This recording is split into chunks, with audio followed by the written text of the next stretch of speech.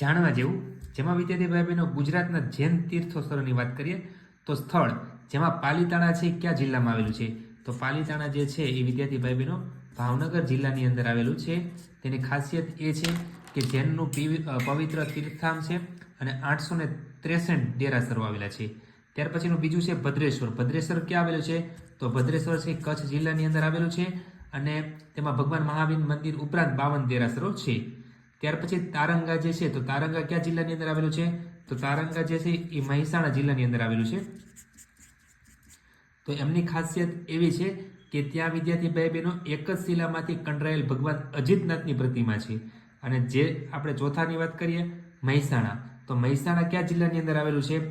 તો મહેસાણા જે છે એ આપણે વિદ્યાર્થી ભાઈ બહેનો મહેસાણા છે, જૈન તીર્થોની વાત છે, જેમાં શ્રી સમંદર સ્વામીની મૂર્તિ ત્યાં આવેલી છે.